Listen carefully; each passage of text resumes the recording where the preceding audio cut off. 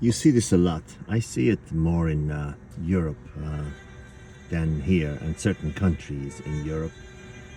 You see a young girl driving a very nice car and accompanied by an older man, usually not in shape, you know, sometimes barely walking, sometimes not. But you can tell immediately what's going on. It's a sugar daddy situation. She gladly and willingly got together with him because he buys the toys and he finances a life that she could not imagine in her wildest dreams. And in exchange, he gets to be with a young girl that normally would not be with him if those things were not provided. I saw one particular one that I remember when I was in the country of Liechtenstein. Now, if you're not familiar with Liechtenstein, it's one of the smallest countries in the world. It's sandwiched between Switzerland and Germany and some other country, and it is basically a banking and finance situation. By the way, you're looking at one of those situations right now. The car is just leaving, the white car. I was in a pizza place with my female Dutch companion at the time, and this guy walks in. He was wearing orange.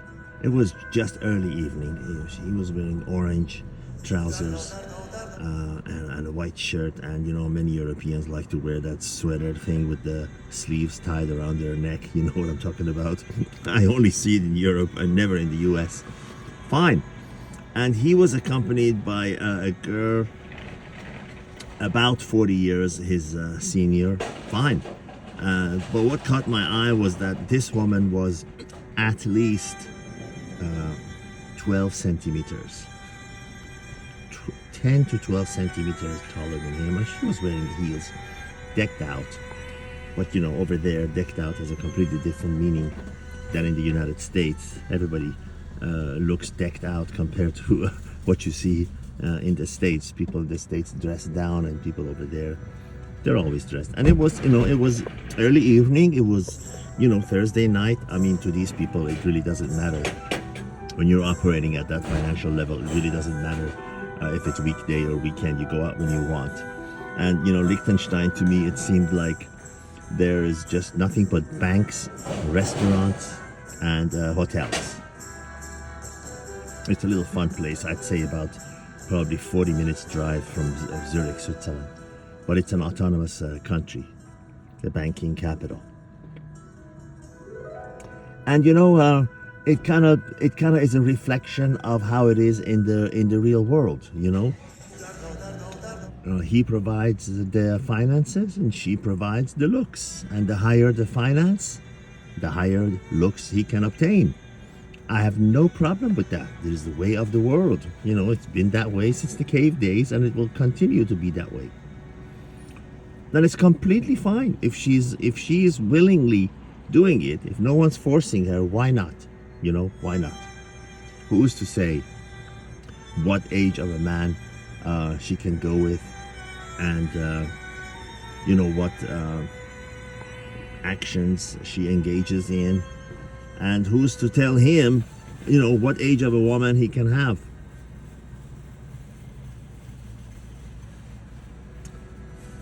They're both getting something out of it. That's the bottom line.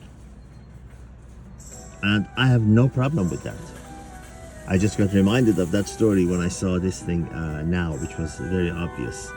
And I was talking to a gentleman today who was from Lebanon, and I remember when I was in Beirut, and most Lebanese, over there, they're average people. They don't have money, and you standing in the corner of the main street in Beirut, which is called Alhambra, and you see normal cars drive by. Then you suddenly see a very young, attractive woman about early 20s, whatever. She's driving a brand new Range Rover, and exactly what's going on. The people from the Gulf Arab countries, the moneyed Arabs, from Saudi Arabia, Kuwait, Bahrain, Oman, Qatar. They go to Lebanon, places like Lebanon, and where else? They go to Morocco, And Agadir in Morocco is known for that. And they look for young, beautiful women to have as their second, third, or fourth wife, which they are allowed to have. Very conveniently so. That's, they love to follow the rules of Islam selectively. Fine for them. I have no problem with that. Go right ahead if it works for you. And my point is, exactly how that girl could afford to drive a car like that. In rare situations, her father, bought a car for that. But most likely, it's you know what it is. It's a case of she's basically a kept woman, and they keep them where they are. They keep them in their own country, and they fly. I was in a fancy hotel in Beirut, and the man was telling me, I swear, sometimes these guys fly here from Riyadh, Saudi Arabia, or Jeddah to have lunch with their mistress. They fly home and they fly back again at 11 o'clock at night for a party, or a late dinner or something. Living on another level of life. All the best.